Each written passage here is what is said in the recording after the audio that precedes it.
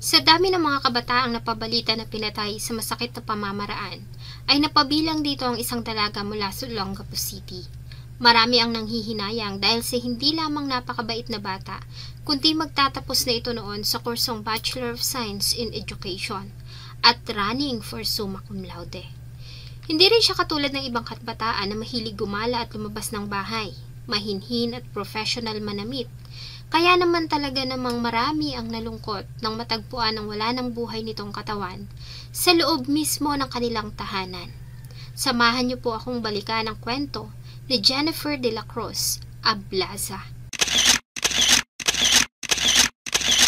Bago ko po ipagpatuloy ang ating kwento, sa mga bago po sa channel ko at nais sa mga ganitong klase ng kwento ng krimen na nangyayari sa loob at labas ng ating bansa ay maaari pong pakipindot ang ating subscribe button at notification bell para ma-notify kayo pag may mga bago tayong upload na videos.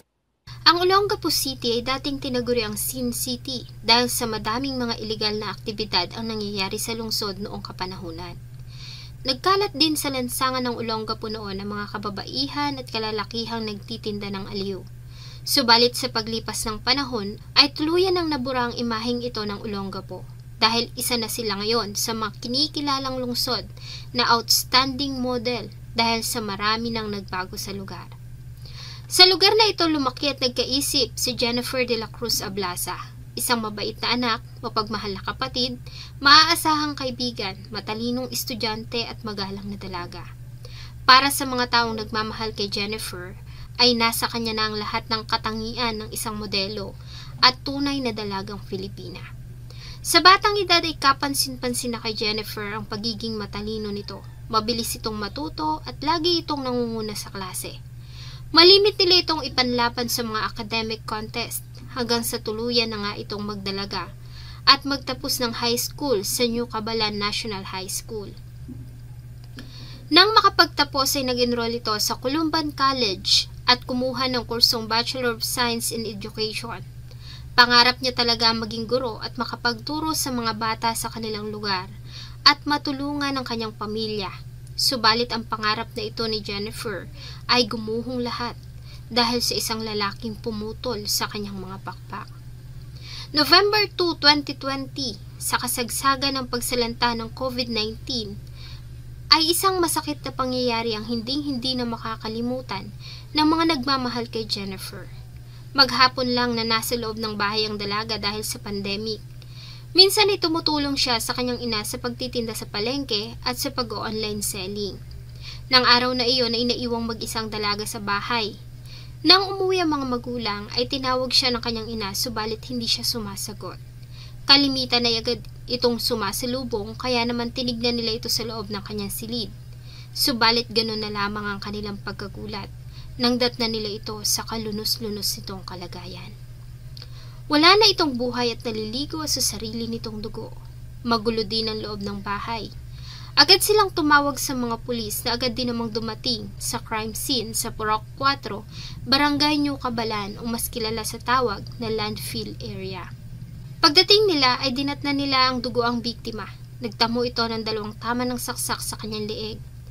Napag-alaman din nila na nawawala ang pera nito na nagkakahalaga ng 4,000 pesos at mga alahas. Kaya naman una na nilang tiningnang motibo ay ang pagnanakaw. Sa ginawa nilang pagsasaliksik sa crime scene, ay isang bagay ang kanilang natagpuan na siyang nagbigay ng linaw sa sinapit ni Jennifer. Mula kasi sa crime scene ay nagawa nilang makakita ng isang leather na wallet. Ang nasabing wallet ay hindi pagmamay-ari ng pamilya at positibo naman itong kinilala ng ate ni Jennifer na ang nasabing wallet ay pagmamay-ari ng dati niyang kasintahan na si Ronel Semera Cabarubias, residente din ng lugar. Dahil dito, ay agad na ikinasang malawakang manhunt operation laban sa itinurong person of interest.